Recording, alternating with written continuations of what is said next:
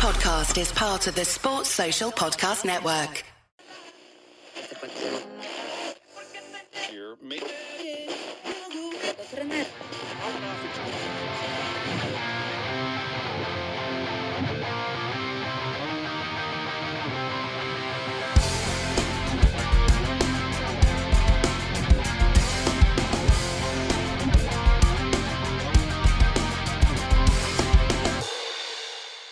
Shall we look forward to what happened in 2025 before? Let's do that. I'll briefly touch on this and we'll move on to something else.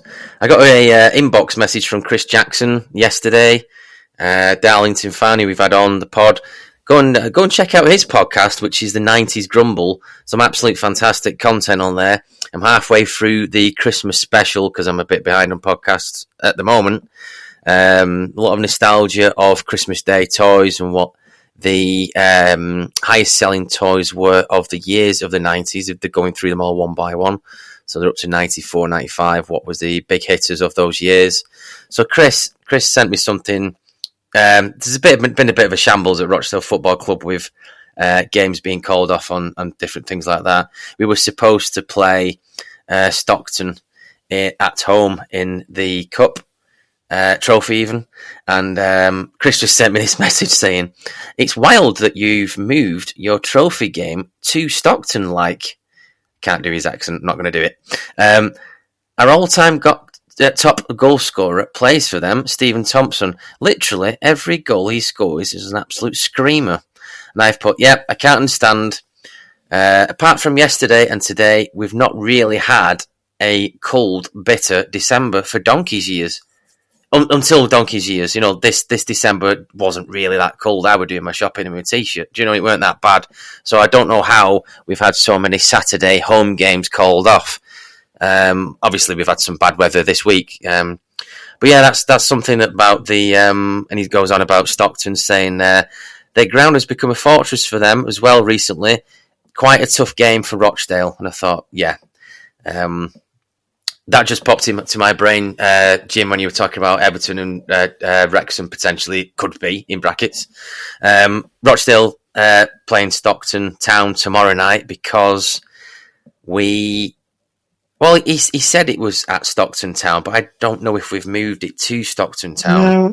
No, I don't know, because I've still got it on Flotman up. I've still got Scotland on Flotman, but it may well switch because of the issues you've had, because I can see you've had, obviously, there's a game tonight been postponed, because obviously they think every tomorrow it's nationally covered, so I'm not getting an account. Yeah.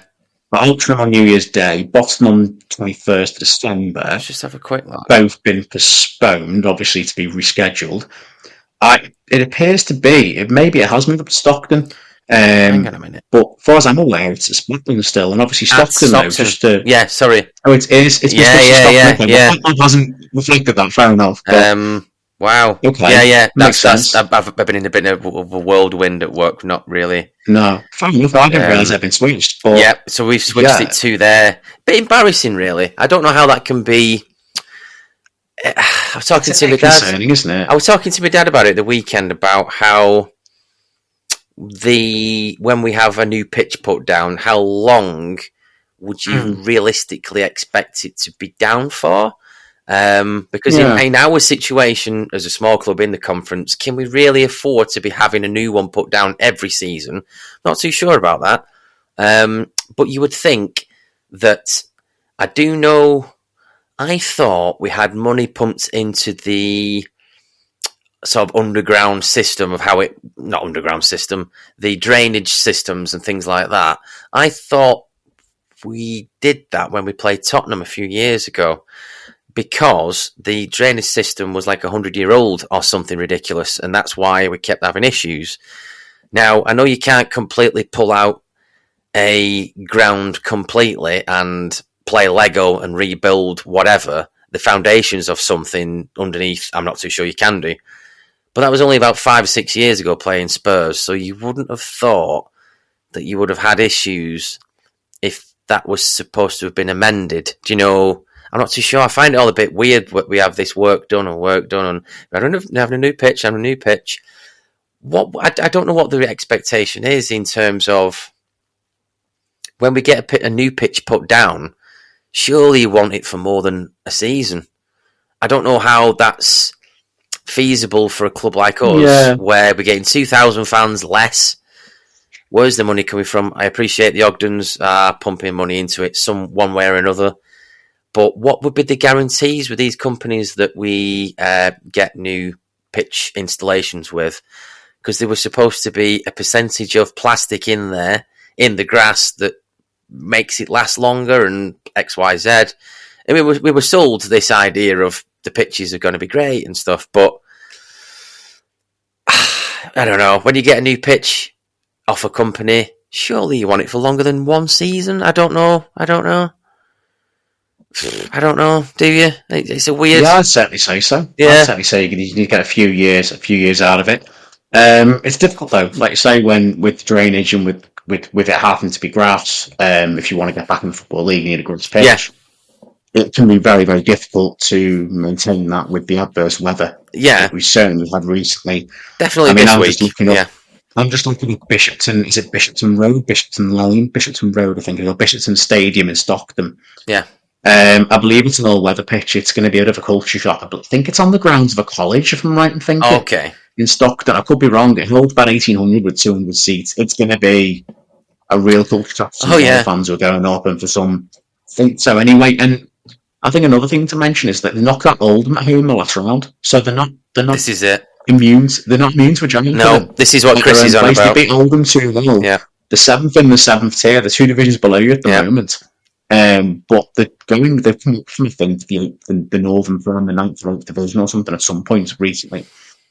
They're going all right to Stockton, it seems, in what is a very competitive league, apart from Macclesfield running away with it in the Northern Premier League. Yeah. But, I mean, to go back to your point, though, I would expect Folkestone Football Club to be able to have a grass pitch that lasts a couple of years.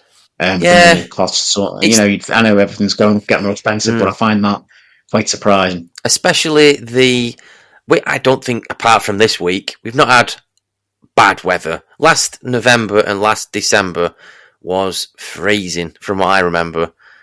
I were putting so many layers on last year. 2023, you can call it.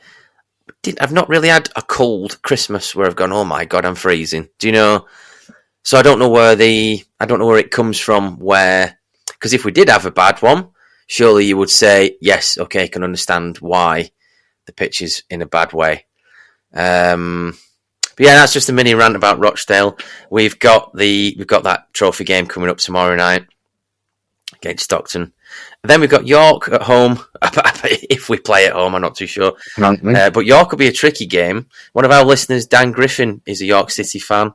He's big on wrestling as well. He's got his own different podcast that he pops in and out of at the same time. But yeah, York City, they were top at one point, and now I think... Oh, they are still top. I tell a lie, they are still top. York is still top? Yeah. Good side. I don't have an issue with York City. It's a great away day. We've done York City away, haven't we, Jim? We did Bootham and Preston, the old stadium, a couple of times. Right. We did. Well, I haven't been to the new ground, unless you want. No, I haven't. No, I haven't. I'd like to go. It's a rugby. Great. Sharing it with the rugby. I think he shares it with the York Knights rugby league team. Right, that makes sense. That was my little rant about Rochdale. We've got a little bit of non-league in there. So Jimmy, you had a suggestion a couple of days ago about predictions for this year and going forward. What we think might be valid predictions for 2025 in the football world. I've only got one. Do you want to go to one and then bounce back to me, or? I mean, you don't mind. We'll go with yours first. Yes. Okay. So I just need to get the FOT mob. Where have we gone? I did see. There it is. So my prediction: Atalanta to win Serie A. Yes. I agree with you. I do kind of agree with you on this one. But there's there's one word that's maybe stopping Atalanta from winning Serie A. What's that? Inter. Oh. They're really fucking really good. But so are Atalanta. Well, this is Atalanta have been phenomenal. This is it. You've got two of the best players in Serie A this season in Charles de Catalari and Ademola Lookman. Yeah.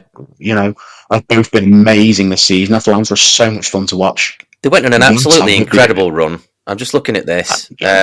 December, they smashed Shakhtar Donetsk 3-0.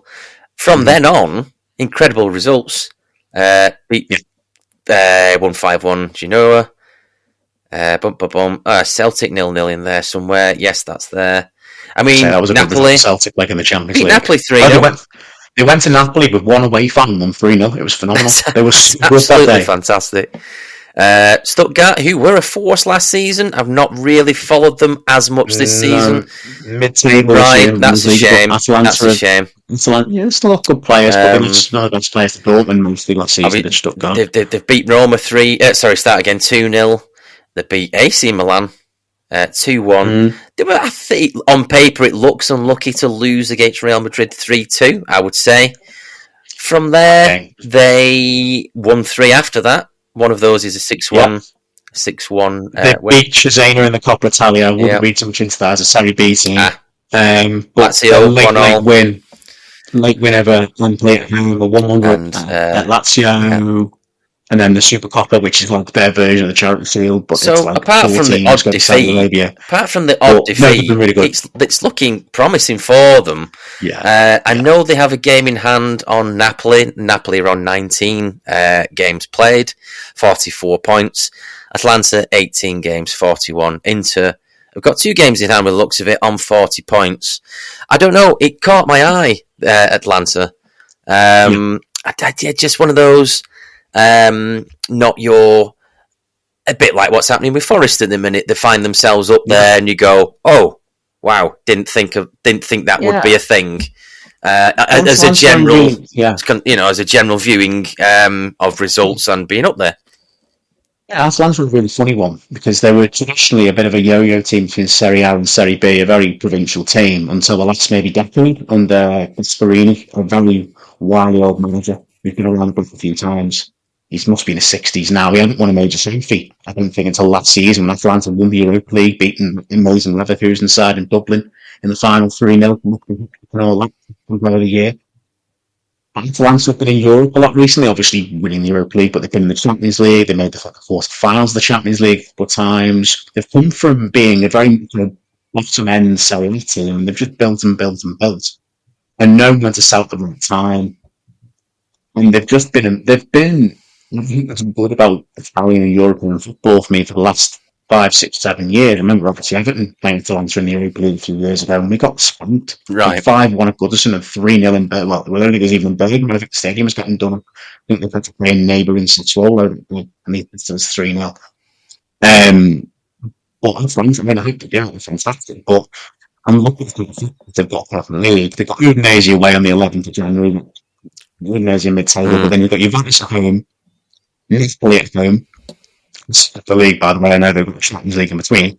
And then they've got a really curious trip to Como on the 25th of January. People think, Como, what's that all about? Managed by Fabregas, and they've got some cracking players. But Como, 16th in Serie A, why are they pose a threat? Well, if you look back, actually, one of Atalanta's weird defeats this season has come.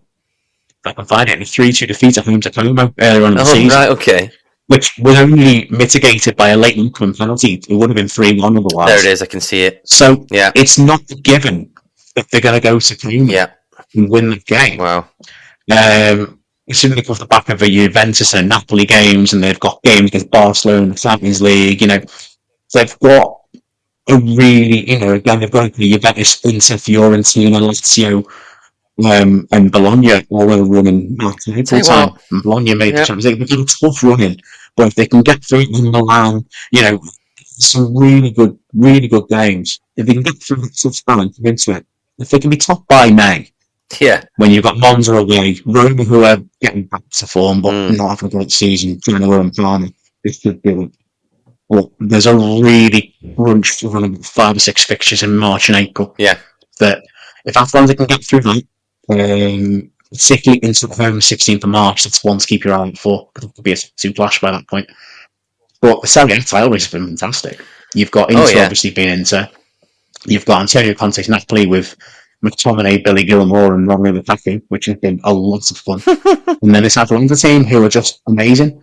They're so good. They got the Coppa Italia final of the season, lost, won the Europa League, and look, he could win the Champions League yet. He could be good enough to win the Champions League. We just don't know. They're a really, really fun side to watch. Oh, yeah. It's like, obviously, we've got Napoli at the top there. There's been quite a lot of praise from McTominay at Napoli. Is that a true reflection? Has he actually been doing okay? Or it seems, I see a lot of Instagram videos of him just generally walking to the games and the fan interaction and selfies, autographs and all that. They seem to love him. Yeah. He's playing in a system that works for him. He's playing in a coherent system, which, okay, Naples and Antonio Conte, it sounds like a powder keg. Probably will end up being a powder keg at some point. It's going to explode. Yeah. But for the time being, let's just enjoy it for what it is. Oh, yeah. And McTominay's come from the absolute basket case that was Man United yeah. to a weird farm in Napoli, which is a phrase that doesn't really roll off the tongue, seeing as it's very volatile around the times.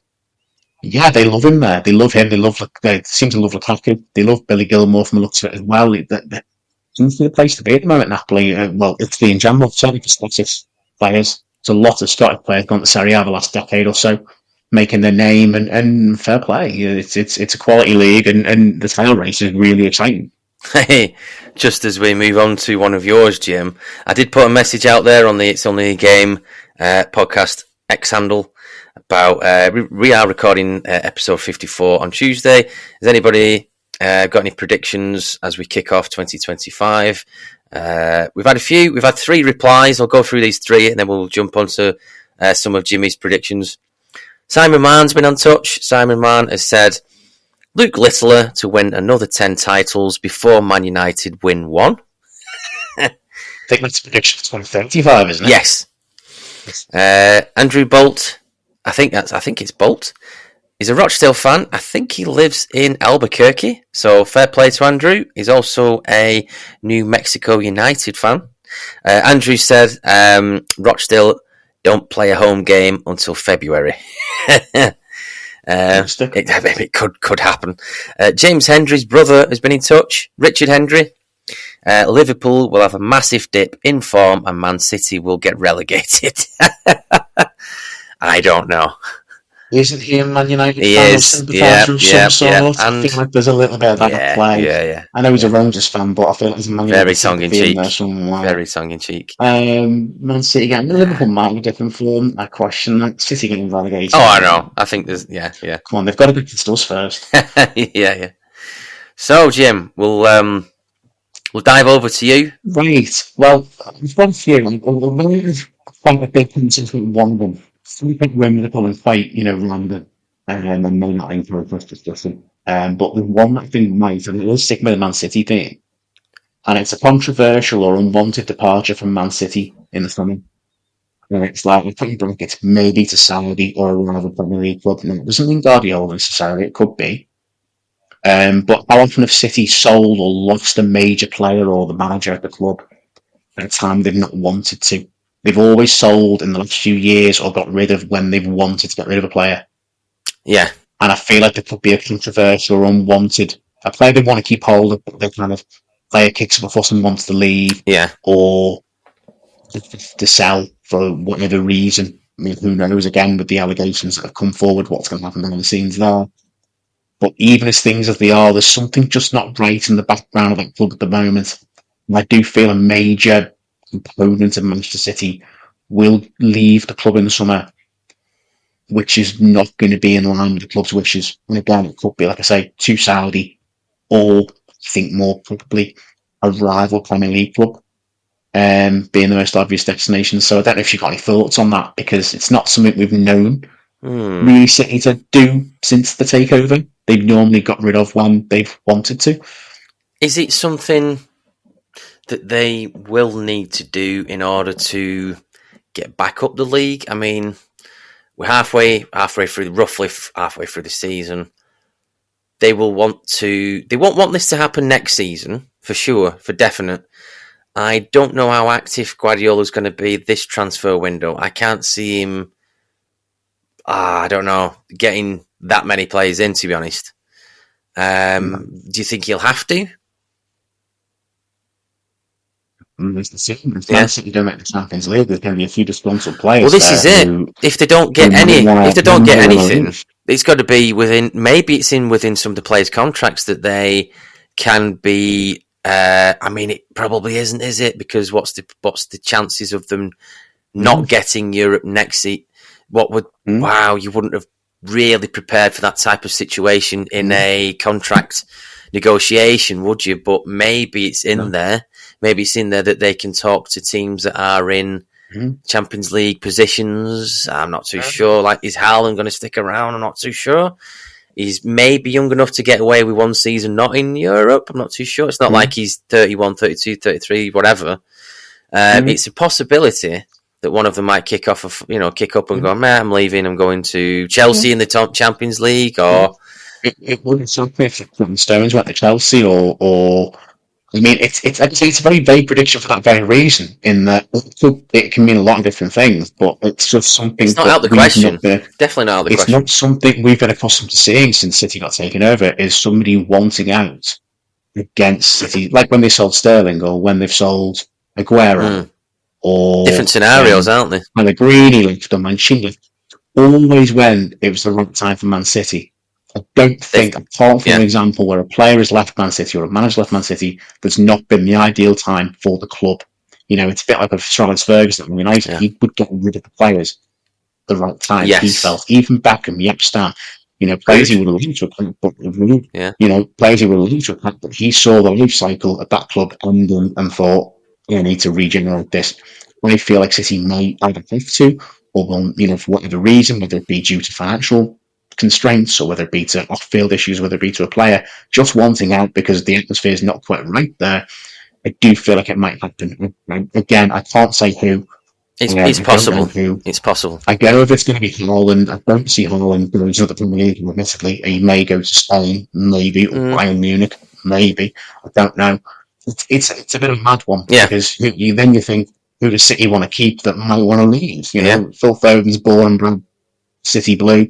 He's not there necessarily want to go, but you just don't know. You know who's a major player at City that they'd like to keep hold of. Bernardo Silva. Well, is he the same player anymore? This is it. De Bruyne, is he going to go to America because he's already? That's what I mean. That's what's happened for the aging team is that a lot of these players are on balance anyway. Will City want to get rid of them regardless? But I just feel like there's one that they're not going to want to lose, but they're going to do. I don't know the sense around it. I just got a feeling that something's going, especially with the Club World Cup in the summer. We haven't touched on that, and we'll bring a bit more into that. Another prediction. It's not really to do with the Club World Cup. Yeah. Which squad is City going to send over there? Are they going to send the first team? Are they going to send a reserve team? Are they going to send a mixture? Because you've got a bunch of games in the US in one of the ransom events. Is one of these players going to kick off and go, no, I'm playing too many games? Well, I don't want to go. And then the club become the loggerheads of the club, and then they get boosted out because they had a row over playing too many fixtures. It can happen. And that's not even a City problem. It could be any club that's playing in the Club World Cup in the summer. Just as we move on to the next one, I'll briefly just keep you up to date with some of the scores that are going on in tonight's football. In the National League, we've got Eastleigh 2, Oldham 2, and that's about 5 minutes to go. We've got about 5 minutes to go. 2-2 in that one. We've got the semi-finals of the EFL Cup. Arsenal are getting beat 2-0 by Newcastle. Isaac and Gordon, both of them scored there. That's a decent result for Newcastle. Who are on a decent, somewhat run at the moment. League One, we've got Wickham 0, Huddersfield 1, 87 minutes gone. I haven't really been keeping up with Huddersfield this season, so I'll just have a quick look at them. Where are they? They're fourth. Wow. That's not too bad. They're in the mix. They're in the mix. How do you want to call it? Conversation. How do you want to call it? As Mark as Mark from Project Football Podcast says, hassling the playoffs. I like that terminology. Hassling the playoffs. Yeah. Certainly in the playoffs. In the playoffs. The promotion race, maybe. Absolutely. Yeah, they're more than hassling. And that's it, really. I can't see any more fixtures for tonight. I'll jump back over to you, Jim. There's plenty more out there, mate, but they're quite obscure, so I won't bore you all with more obscure fixtures going on. Anyway, I don't know if this one's going to cause any range of discussion. This is like a gut feeling. I was literally sitting down tonight making some notes. It's the Women's Euros. Now, regrettably, we don't really cover the Anna Beth and Woolley on former Welsh and Tranmere player a few years ago. We regrettably don't cover women's football, which would be really good. It isn't due to any other reason. There's only so much football we can cover. There's only so much knowledge base we can. We would love to cover more. I would love to venture out more. I admittedly am one of those where I only really watch the major tournaments of women's football. I keep abreast of what African women do. It's not for any other reason than that, but there was a gut feeling that I'm sitting down tonight that, as we will know, England are the current holders of the Women's European Championships. They won in 2021. And the 2025 Women's Euros takes place, I think it's in Switzerland this summer. I could be wrong. It's with my knowledge, unfortunately. Practically, correct me if I'm wrong. We've got a good feeling they're going to go out in the group stage. Mm-hmm.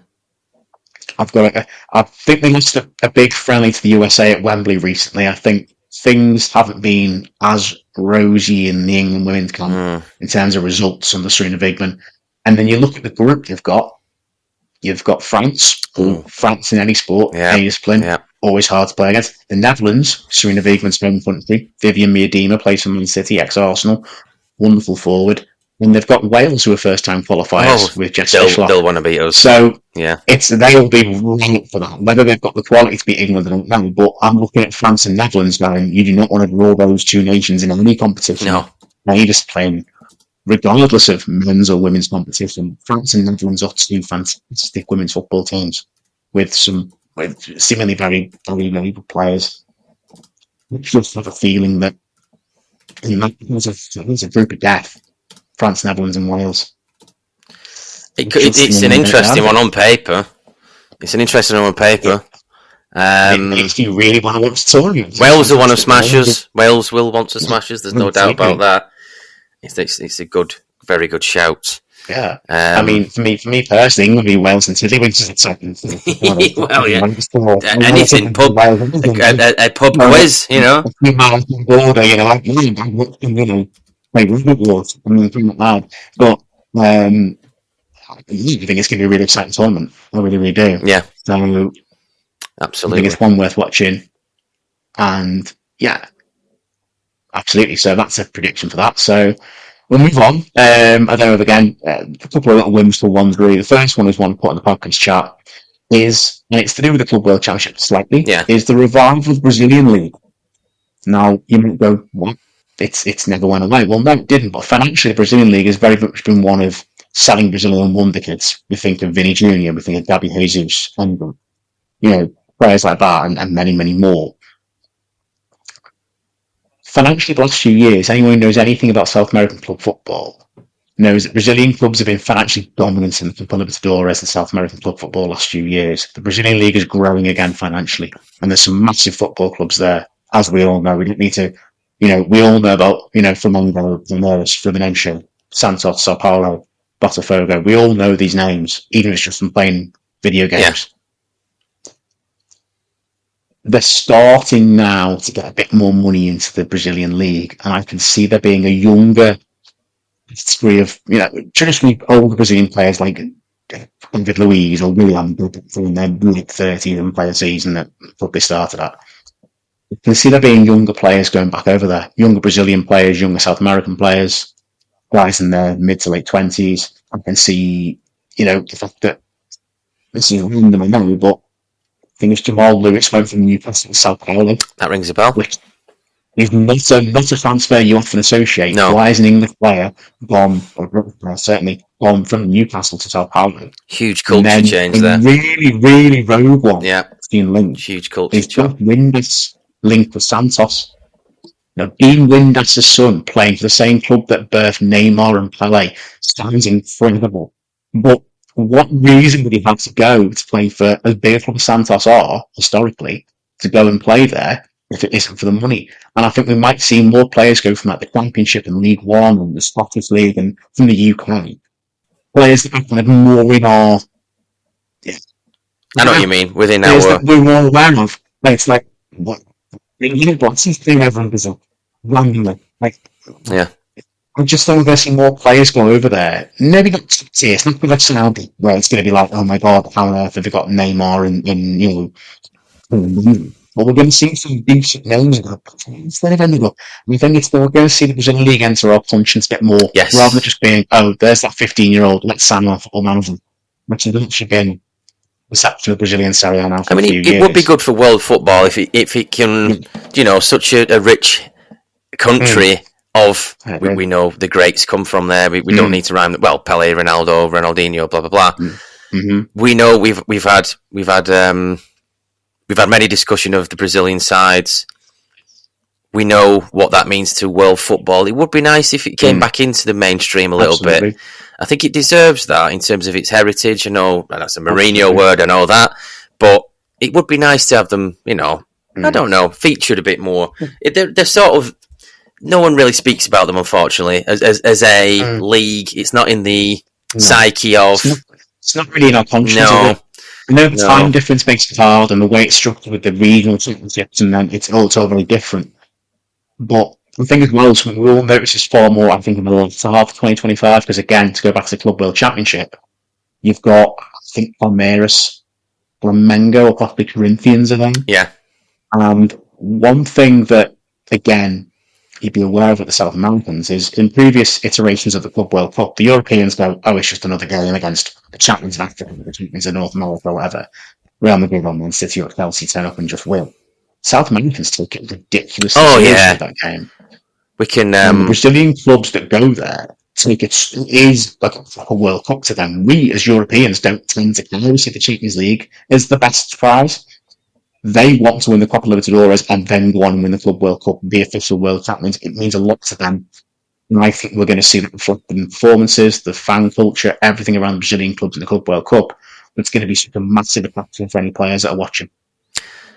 One thing that I will briefly talk about is episode 34. We had special guest Gary Thacker on, didn't we? Of the author of O Jogo Bonito, the Brazilian 1970 World Cup Samba Party. Yes. We spoke to him about obviously, quite a few forwards in that Brazilian side and the heritage of the Brazilian side in general.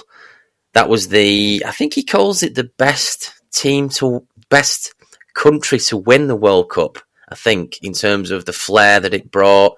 And obviously that was an important World Cup 1970 for different reasons. It was a lot of firsts. So I think we spoke about that in that episode. But there's so much to the Brazil. It's not, I think it's not lost its identity, but it doesn't quite have these names popping up as much. I know, obviously, you've got your Neymar, but is he as good as Ronaldo? Not so sure. Not in my opinion, or the Pele. We don't know about Pele because I didn't really see a lot of Pele games. I've seen maybe highlights on YouTube, admittedly. But you don't see them dominating the headlines, these players, anymore as much, do you? So it would be nice for just Brazilian players in general. They're a great, they're a great history, haven't they? The Ronaldos, the Carlos, Rivaldo was obviously knocking around Ronaldinho. Yeah, it'd be nice to have these types of players sort of come back a little bit. But as you say, going back to the league, it'd be great to just have it in everyone's psyche a little bit, or even if they had the highlight show, something they might do. But it's not within my. I don't know where I'm going with this, but I don't see it. And it's a shame, really. I don't see it. I see the odd thing on Twitter in the morning because it's like time difference as well, which doesn't help. But you see far more online content. Yes. You do Brazilian Serie A, for example, because you've got the Apple TV deal, you've got a massive online presence of obviously Americans and MLS.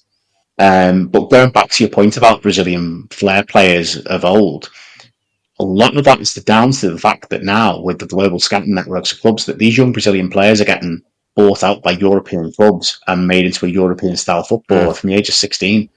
Whereas players gone by wouldn't leave Brazil till 2021, 22. They'll have had 3, 4, 5 years playing in the Brazilian league, the Brazilian style, and then bring it to Europe. Whereas now they're getting brought up at such a young age into Europe that they're playing more European-style football than they are Brazilian-style. And that's why we're seeing a more functional Brazil team that isn't as Joga Bonito as it was. Yeah. This may ultimately lead to, with more money, if they're able to keep hold of their younger talents for a little bit longer, because that is the problem. Brazilian clubs have had no money to sell a cheap price to the first European club, whether it be a Ukrainian club, a Portuguese club, whoever. We might see a revival of that kind of flair players. Yes. And that kind of style of that nostalgia we have for Brazilian footballers going back 40, 50 years may make a revival, because you've got the younger players staying until the age of 2021, and you've got guys coming back in their mid to late 20s, early 30s, because the money's good and they get to go back home and give some money back to the community. And I've had a good career in Europe. You might just see that revival of that style again. I don't know. It's just a prediction. It's probably nonsense, but it's just a feeling I've got. Absolutely. It's a good one. No, it's a good point. It's a good point. Just to wrap up the episode, we're just going to go through. We've had a question from Mark, Project Football Mark. Thank you for the question, Mark. We'll be in touch this year, and hopefully we'll be bouncing off each other's episodes. Hopefully I'll be back on yours. You can pop back on here, talk about West Brom. Boing, boing. So Mark's had a question. Thoughts on the promotion race in the Championship, League 1, League 2 and Conference, now that we're at the midway point-ish of the season? We could probably just do sort of roughly one-word answers for these, or keep it brief to wrap up the episode.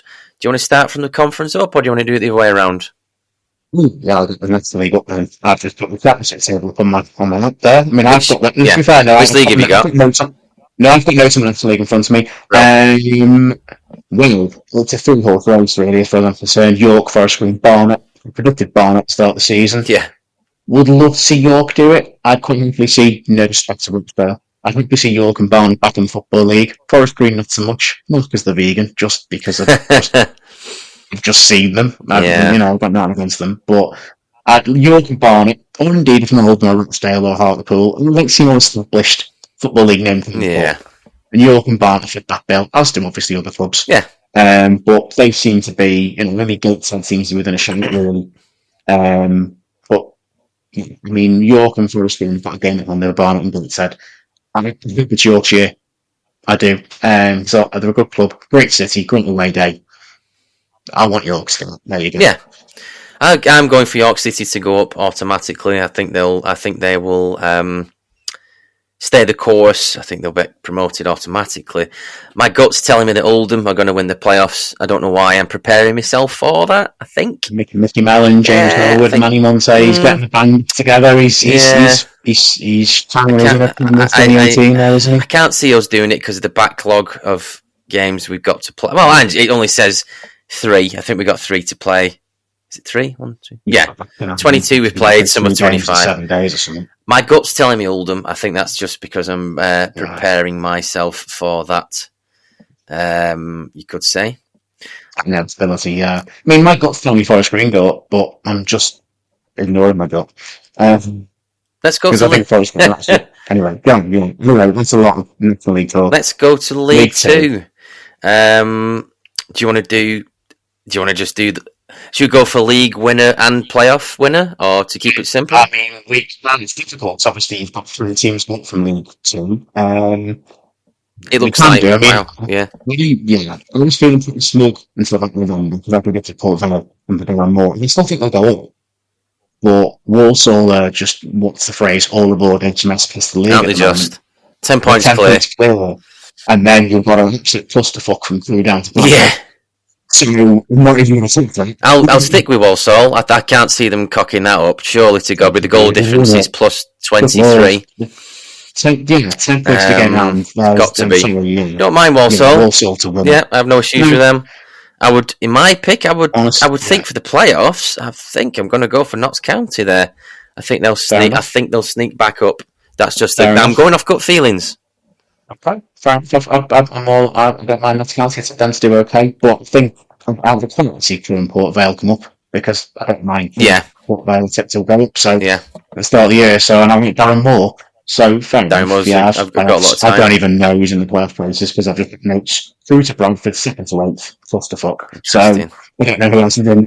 I think Salford are in there. Yeah, I think they're third. I think they are. Probably still a good job there. Credit to him. Yeah. So it's hard to predict as League 2. We can bounce to League 1 quickly. Well, let's go to League One. So Huddersfield have just beaten Wickham 0-0. Okay. 1-0. Beaten them 0-0. Sorry, my brain's all over the place. It's quite close at the top with Birmingham and Wickham. Birmingham are top with 53. Wickham are 51. Wickham have now got 2 games played more, I think, haven't they? Because they've just lost tonight. You would put your money on Birmingham, wouldn't you, in terms of what their projection is of a project and what they're trying to do? I would say Birmingham. I think they kick on big time. I want Huddersfield to do the playoffs. That would be lovely. But are Wrexham another animal in this? I'd love Huddersfield to go automatically. I think Birmingham run away with it. I mean, it's Bolton's on the league, and that's gone just to it, hasn't it? Oh wow, yeah. I mean, like really, there's been talk that it's sacked. No, it hasn't gone yet. I don't know. Yeah. I think they can go. I really do. I didn't think they'd be this good at the start of the season. I didn't think they'd be this good. I thought they'd be okay. I thought they'd be fine. They'd be 8th, 9th. Yeah. I think Birmingham can go past playoffs. I think Huddersfield, I don't know. I mean, again, anything can happen. It's half through the year, but I think Birmingham can go automatically, unfortunately. For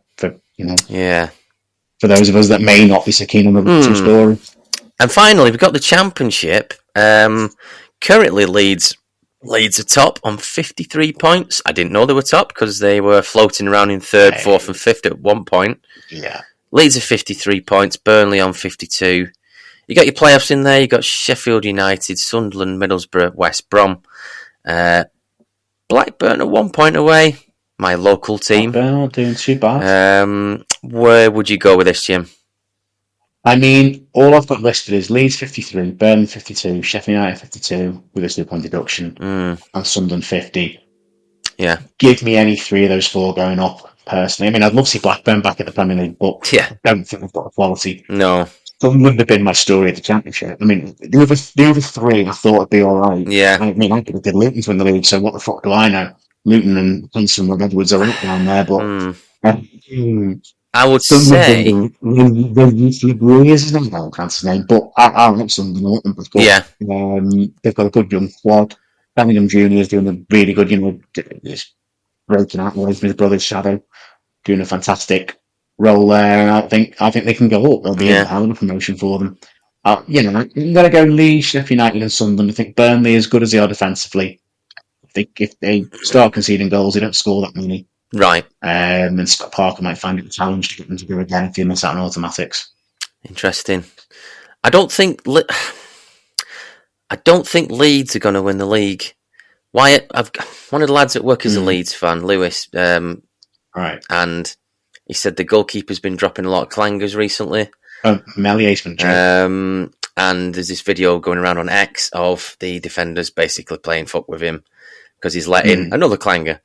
I still think they've got a young squad. I don't think they have got any mega experienced heads in there. There's a lot of talent the last 2 years from going up. Burnley are one of those sides that I'm just looking at the goal difference. I mean, it's all very well goal difference, but the points are close, 53 and 52 and 52. So my gut's telling me I think Burnley are going to win the league. You reckon? Yeah, I think they'll keep going. I just think I've got this feeling. Playoffs, I don't know if they're going to do it, but I would like West Brom to do it. I'd like that for Mark. I do like West Brom. They're a good side. I've never had an issue with West Brom. No, of course not. You can look at the rest of the teams in them playoffs and go, oh my word, would they beat somebody? Would they beat this or this situation? I think my head's going, I would like to see West Brom do it. But I'll throw that over to you. I think West Brom's problems with Burnley's goals scored. Burnley scored 31, West Brom 32. You look at the sides around them, they're in the late 30s, nearly 40s. Scored Burnley, I think they did 9 goals in 26 games, which is unbelievable. Again, the Championship's amazing, isn't it? It's so hard to call. Yeah. But I mean, I'd like for Mark, he has to punch him. So for that, yeah, okay, I'd like to see West Brom come up again. I'm saying come up again, as if, we might be there to see them. Yeah. We might be making some mad trips to Princeton in PPR next season. Wow. So who knows what they're going to do. There's always a team that makes a late run from deep in the playoffs. There's always a team that drops off ends up going down. So who knows? But at the moment, I think Leeds will do it. I think Mellier's a liability, but I think Leeds got enough quality. Right. Like I say, I'll stick with my guns. Sheffield United look really good. Yeah. And I just think Sunderland are just vibes. But they're just, really I don't good mind side. Sunderland. I don't mind Sunderland. But that's nothing. I wouldn't be shocked to see any of the current top 6 in the Premier League. I'd be shocked to see Blackburn. I think they're just getting Blackburn. I like Blackburn. Middlesbrough, are they back on the upper because they had a bit of a wobble? Was it last season? They had a bit of a stinker last season, but Parrot's a good manager. Like I say, I wouldn't be surprised to see any of the current top 6 back in the Premier League last season. I think it's 3 from those 6. I don't want to rule off Blackburn, of course. We'll have Blackburn fans who listen. They're a good side, but I just think there's just something lacking there at the moment. Yes, there are better further up. There's better teams in the playoff positions, and that looks to the road because But then Blackburn are a win away from being in the playoffs. They're only a point behind West Brom, 2 behind Borough, and they've got the game on. So, it's that between Borough and Sunderland, 9 points. That's there you go. Telling. It is in terms. Yeah, there's no real. You win a couple and you can shoot up there, can't you? Really? Yeah, true. So that's our predictions for the EFL and conference. I think we'll wrap up. I think, Jim, we've done quite well there. We've got an hour and 40 in there. Indeed. Before we go, though, Grant, would I be okay to be very, very cheeky? Oh, yes, of course. You go ahead. Go ahead. It's okay. Some of you may have seen, a lot of you won't have seen, because I've shared it on Facebook and Instagram. And then I will post the link on past Twitter, and also hopefully you can go on the link to the description. Just a little bit of fundraising. As some of you might know, Matt and I's father was diagnosed with prostate cancer last year. He thankfully they caught it early and is recovering really, really well for his operation he had before Christmas. It made for a slightly, different Christmas for us all, and for him, obviously, mostly. But thankfully he's recovering well. But as a result, as part of my marathon training, and for those who don't know, I'm going down to Brighton in April to run the marathon, and hopefully catch some people down there, it'd be quite good. But as part of the training, I'm doing 100 miles in January, the month of January, to raise money for Prostate Cancer UK. The target is £200. I've currently raised £100. I'm hoping I can break £200. We are only a week into the month after all.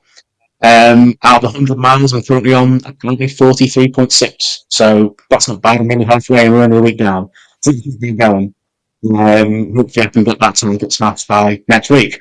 But and let's go beyond that. Well, why not? Let's go as far as we can. But the most important thing is to raise money in awareness of prostate cancer, because it affects over 50,000 men are diagnosed each year with it. It is horrible. They say we're very lucky that Matt and I's dad was caught early with it.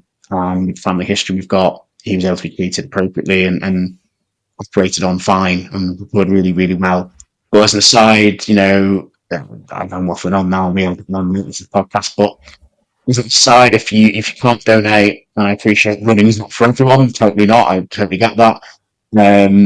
Big part of his successful operation was the rehabilitation he did, where he was walking 10 miles a day to help him lose weight and to help him be in a healthy shape with the operation and all the things that go on.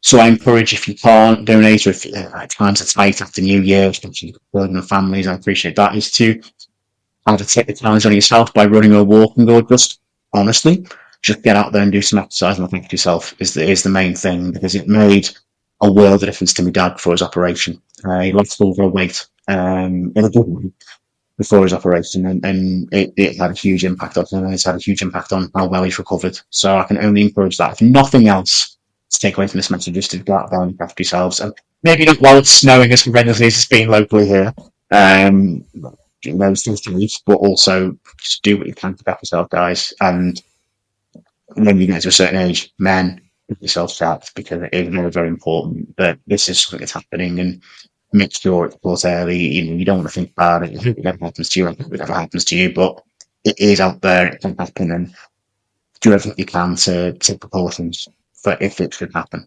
That's all really. But please donate if you can. I will share the link on our Twitter. Absolutely, Jim. We'll put all the links on our social media pages: X, Facebook, Instagram. We've mentioned it on here. It'll be we'll make sure that gets put out there. So yeah, this is the first episode of 2025. Hopefully we can have Matt and Deck back in February for what I think is our 4th anniversary. I think it's our 4th birthday. Because we started in 2021, didn't we? During the COVID season. 1, 2, 3, 4. Yeah, 4 years. 4th anniversary episode. I want to point out, Greg.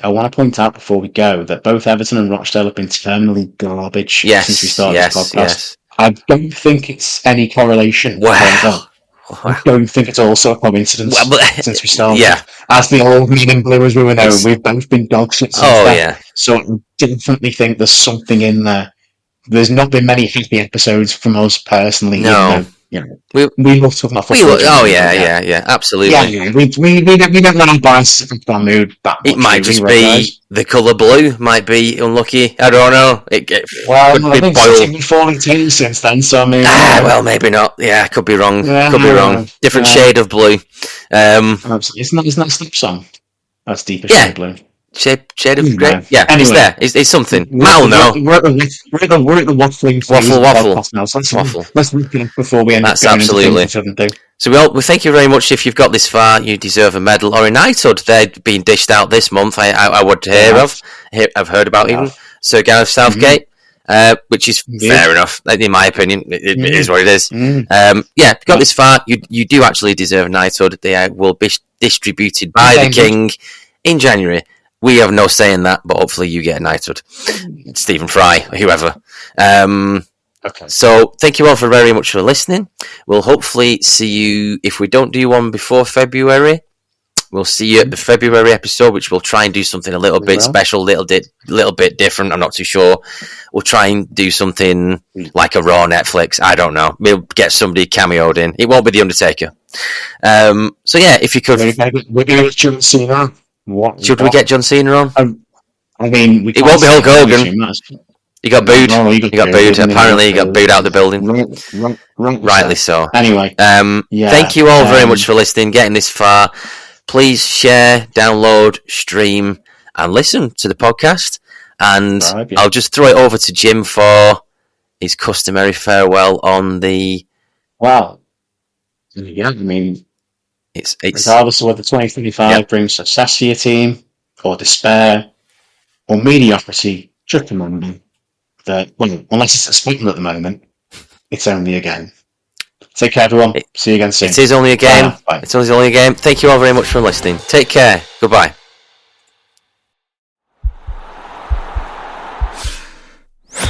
This podcast is part of the Sports Social Podcast Network.